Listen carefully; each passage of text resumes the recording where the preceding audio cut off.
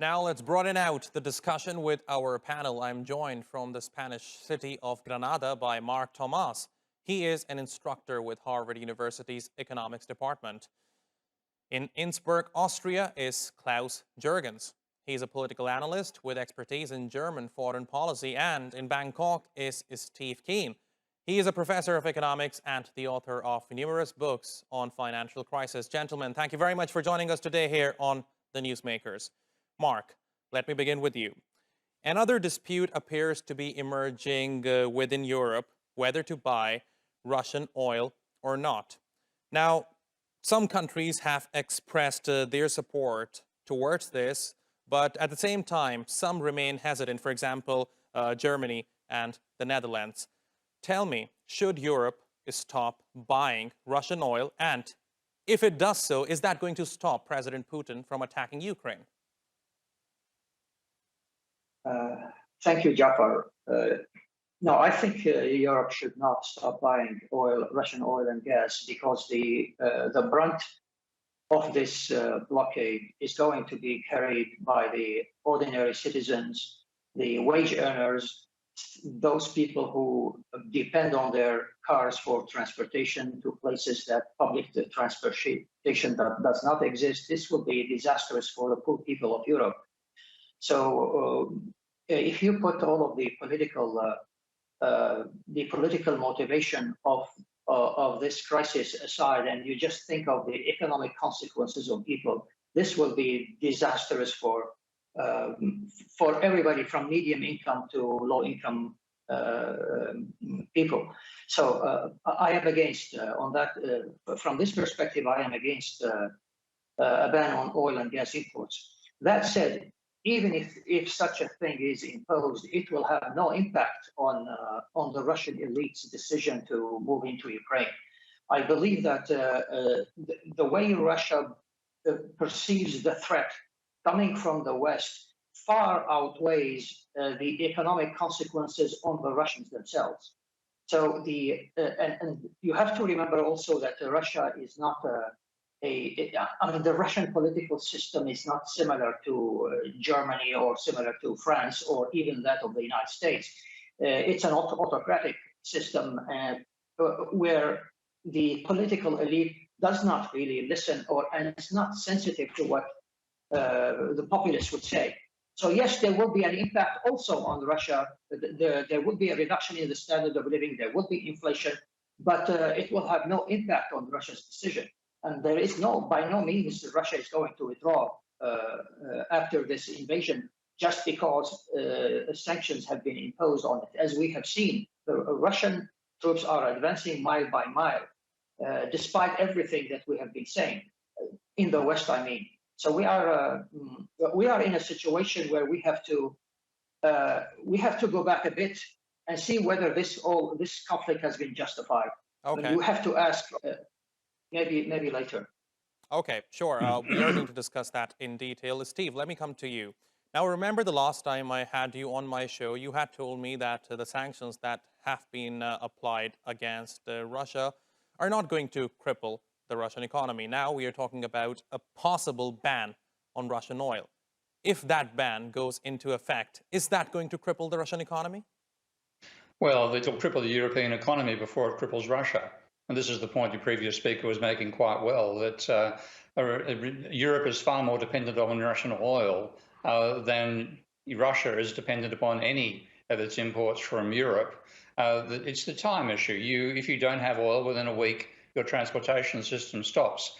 So you're forced to go import oil from elsewhere, and that will cause a huge spike. And as your previous speaker said, that will be imposed upon the poor predominantly, who couldn't afford their vehicles anymore. So I think we have to accept that in this situation, the West doesn't have a lot of leverage over Russia. And that is particularly so because it has an enormous trade surplus, which is something that's been building up for quite some substantial time. So even losing some of its oil exports isn't going to cause it to have to run off and borrow foreign exchange, for example. I think it's far better to start talking in terms of pressuring both sides to negotiate rather than thinking you can bring economic leverage over Russia. Okay, now, Klaus, we have two esteemed, renowned economists on our panel today. And as I understand, both of them are not in favor of imposing a ban on Russian oil. Is this why, in your view, Germany is not approving this ban? Well, hi, Jafar, and of course, absolute honor, pleasure being in the company of these colleagues. Yes, experts indeed. Now, this morning while preparing, I just took a look at the figures. The Netherlands and Germany import 50% from Russia gas-wise and 30% oil-wise, but the United States, according to different figures, between 3 and 8%. So Europe is, of course, much closer. But my two esteemed colleagues just reiterated, it will be the poor who will actually feel it. Now, I have prepared 3 very brief quotes, if I may. The German foreign minister, Mrs. Baerbock, said very outspoken and angering the Ukrainians, of course. She said, if the lights go out in Europe, it doesn't mean that the Russian tanks will stop from rolling. This is my own translation, maybe a few slight mistakes in there, but this is exactly the meaning what she said. Olaf Scholz, the chancellor, said he deliberately says that further sanctions with regard to imports of oil are basically outruled. The public opinion seems in Germany to support this view. And then I came across the former president of the Munich Security Conference, Wolfgang Ischinger. He said something absolutely remarkable this morning. He said, Vladimir Putin is not a madman. He is not insane. He is just being isolated in the Kremlin. He has no more supporters. Someone must find a way to talk to him to stop his aggression and war in Ukraine. So Ischinger basically says, let us try just this once for a last time diplomacy, and that words would matter. So I fully agree with my two esteemed colleagues. Only imposing sanctions and more sanctions, ultimately the poor people, the vulnerable people in Europe will suffer. I don't want to be blackmailed by Vladimir Putin either, but I think if Ischinger Klaus, is if I may right... interject here, do you think Germany is being, sorry for using this word, blackmailed by countries such as the United States to do more in the face of Russian attacks on Ukraine? Well, we have a new Germany. Ever since Angela Merkel, now we have Olaf Scholz. Germany has come a long way from semi-sovereignty to be a fully sovereign state, being the leading engine within the European Union, doesn't want to be lectured by no one, and particularly not by Washington anymore. Yes, indeed. I think a strong European stance vis-à-vis Russia is only possible if Germany is in the boat. And I think European partners are realizing, let us take the German viewpoint into account, that you can't just switch off oil and gas supplies, as the foreign minister said. If Europe is in the dark, who guarantees that Vladimir Putin doesn't continue on his heinous track? Yes. Okay, Mark, let me come to you. Now, as I understand, this ban, if it goes into effect, it's going to be disastrous for energy markets and global economy. Then why do you think some countries are so keen on putting this ban into effect? Because they are miscalculating. I mean, you have a few people who think in a sanguine way, but they are they're sanguine the sanguine thinking are miscalculations. I think they. I mean, why it is economics 101 for us. It's economics 101, as also the previous speakers have been emphasizing. The notion that these sanctions, it is so clear that these sanctions are going to hit Europe and later America before they hit Russia. So why are they doing it? I think it's just reckless policies. The reckless policies. They think that. They want to show Ukraine, most likely they want to show the Ukrainian people and the Ukrainian army and those militias that are fighting that, look, we are standing behind you. We are doing everything we can. We will soon send you weapons. They're probably on the way.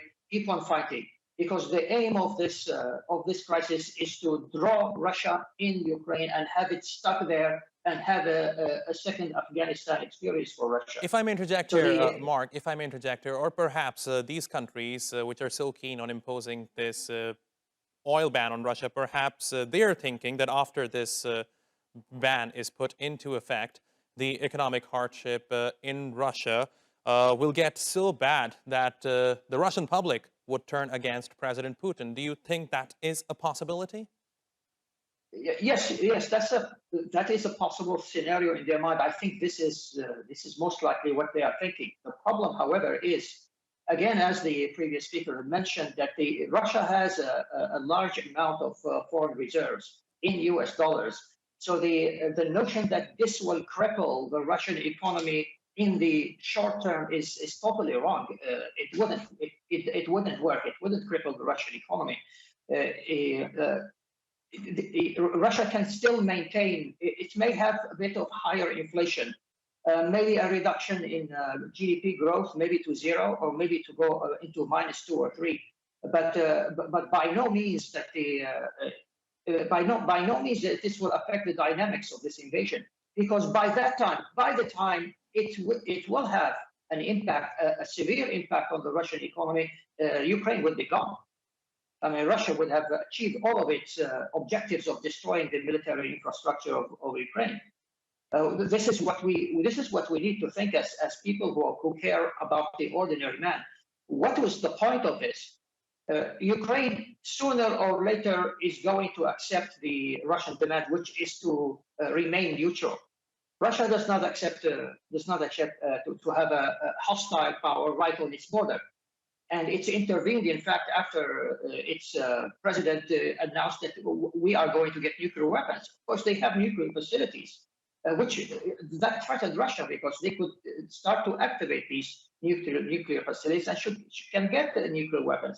Now that was too much. It was crossing the red line.